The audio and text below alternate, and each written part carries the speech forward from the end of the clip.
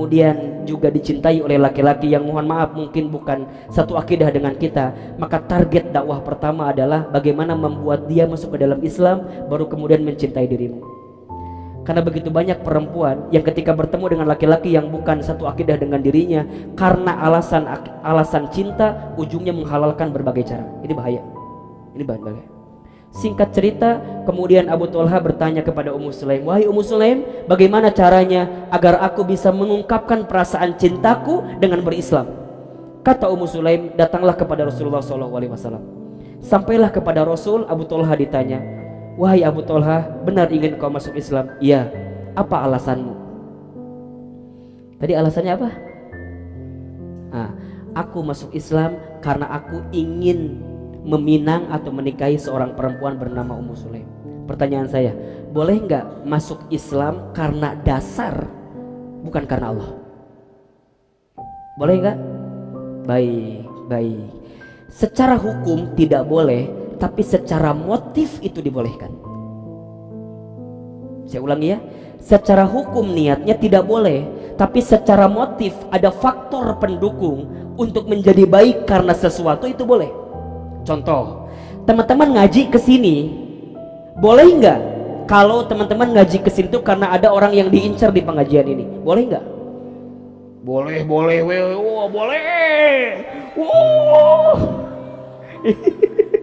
Ini dia. Kalau niat dasarnya itu nggak boleh hukumnya. Tapi kalau teman-teman niatnya tetap karena Allah, dan setelah itu teman-teman mohon kepada Allah, "Ya Allah, atulah kumaha we carana. Aku teh ngaji ke sini minimal ngaji plus. Bukan hanya dapat ilmunya, tapi insya Allah juga dapat jodohnya." Jadi niat dasarnya harus karena Allah, tapi motifnya urusan yang lain itu boleh. Yang tidak boleh, urusan motif yang lainnya didahulukan daripada Allahnya. Maka ketika Abu Thalha ditanya, "Wahai Abu Thalha, kenapa engkau ingin masuk Islam?" Abu Thalha menjawab, "Aku masuk Islam karena aku ingin menikahi seorang perempuan muslim bernama Ummu Sulaim." Kata Rasulullah, "Perbaiki niatmu. Karena sebagaimanapun engkau akan masuk Islam, tapi niatmu bukan karena Allah, maka niatmu itu tidak akan lurus dengan apa yang kamu dapatkan." Sampai kemudian Abu Thalha diajak oleh Rasulullah, "Masuklah kamu ke dalam Islam dengan niatan karena Allah, dan memintalah kepada Allah dibimbing untuk mendapatkan kebaikan-kebaikan dalam Islam, termasuk mendapatkan siapa? Ummu Sulaim." Maka kata Rasul, "Kalau begitu baik, aku akan nikahkan dirimu dengan Ummu Sulaim, dan sebelumnya aku akan terima Islam." Maka berkatalah, "Asyhadu an la ilaha illallah wa asyhadu anna Muhammadar Rasulullah." Masya Allah. Singkat cerita, Abu Thalha ganteng, Ummu Sulaim cantik. Pasangan itu menjadi buah bibir di kota Madinah. Kalau bahasa kita mah jadi apa ya, couple goals banget gitu. Jadi pasangan yang sering dibicarakan. Wah, siga pasangan nu ayeuna lah, restu. Dibicarakan apa gitu. Dibicarakan sampai Masya Allah mereka itu menikah, kemudian jadi rumah tangga yang harmonis, sampai kemudian mereka punya seorang putra. Ketika punya seorang putra itu, maka Abu Thalha mendapatkan ajakan daripada Rasulullah SAW untuk menyampaikan Islam ke daerah Afrika, tugasnya. Maka ingat kata Ummu Sulaim, "Wahai Abu Thalha, kalau engkau mencintaiku, maka berkorbanlah untuk Islam seperti apapun." Jadi kalau teman-teman nih mau nyari yang ikhwan yang mencintai kita, jangan ngasih standar dasarnya tuh. Boleh menikahi saya, tapi syaratnya Islamnya benar dulu. Hafiz Quran 32 juz. 2 juznya mah tambahan gitu kan.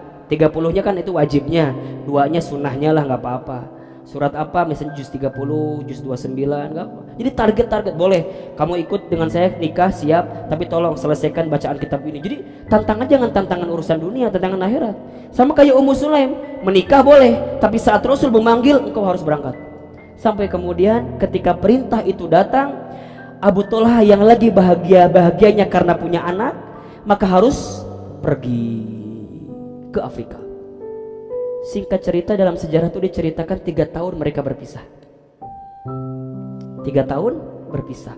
Lagi hangat-hangatnya jadi couple goals, saling mencintai, tiba-tiba dipisahkan karena perintah Rasulullah SAW. Maka Abu Thalhah pergi ke sana. Bagaimana Ummu Sulaim? Ummu Sulaim rindu dengan Abu Thalhah? Iya. Abu Thalhah rindu dengan Ummu Sulaim? Iya. Masya Allah. Yang membuat Abu Thalhah juga kangen, bukan hanya kangen dengan Ummu Sulaimnya, tapi kangen juga dengan anaknya. Singkat cerita, pulang dari Afrika, kemudian Abu Thalhah sampai di rumah. Ketika sampai di rumah, Ummu Sulaim menyambutnya dengan hangat, disiapin makanan terenaknya. Sampai kemudian malamnya pun Ummu Sulaim memberikan pelayanan maksimal kepada Abu Thalhah. Mereka seakan-akan menjadi suami istri yang baru merasakan malam pertama di malam itu. Jadi nikmat banget. Sampai ketika subuh, Abu Thalhah bertanya, "Wahai istriku, semalam aku baru pulang dan aku belum melihat di mana anakku."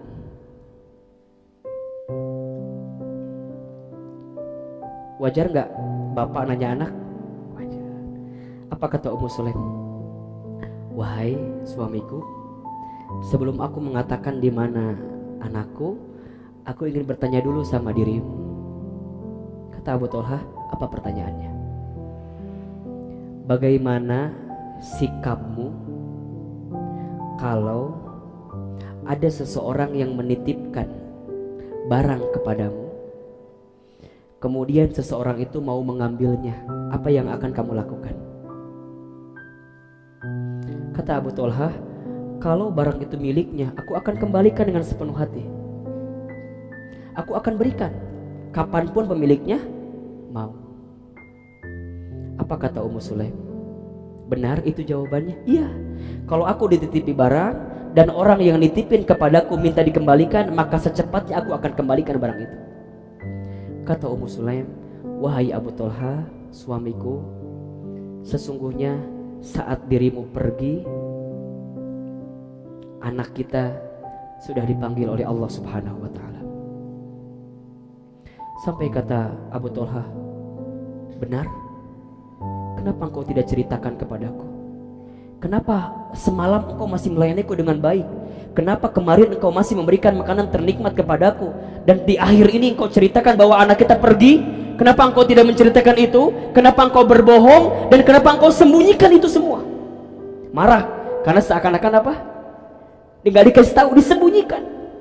Sampai kemudian Abu Thalhah melaporkan kepada Rasulullah SAW, "Ya Rasulullah, sesungguhnya aku mendapatkan kabar duka. Aku kehilangan anakku, tapi istriku tidak menceritakan kepadaku. Bahkan semalam aku pernah dengan istriku bermain seperti biasa. Aku merasakan nikmat, diberikan masakan yang enak, tapi istriku tidak menceritakan tentang kondisi anakku yang dipanggil oleh Allah Subhanahu wa Ta'ala." Kata Rasulullah, "Ya Abu Thalhah, sodakta Ummu Sulaim. Yang benar itu adalah Ummu Sulaim. Kenapa? Karena Ummu Sulaim mengajarkan kepadamu bagaimana caranya ikhlas saat kehilangan. Ummu Sulaim mengajarkan kepadamu bagaimana caranya rela dengan setiap yang Allah titipkan kepadamu." Sampai Rasulullah berkata seperti ini, "Sesungguhnya yang bukan menjadi milikmu maka tidak akan pernah menjadi milikmu. Yang pasti menjadi milikmu maka dengan cara apapun akan menjadi milikmu." Teman-teman, masa lalu kita yang memang bukan punya kita maka akan hilang begitu saja. Dan masa depan kita yang insya Allah jadi milik kita maka akan datang dengan kebaikan-kebaikan itu. So yang paling sederhana adalah ikhlaskan, relakan. Jangan selalu melihat orang di masa lalu, karena setiap orang punya harapan dengan masa depan. Jangan pernah comeback dengan masa lalu, karena setiap orang pasti akan tergiur dengan masa lalunya, tapi dia lupa dengan masa depannya.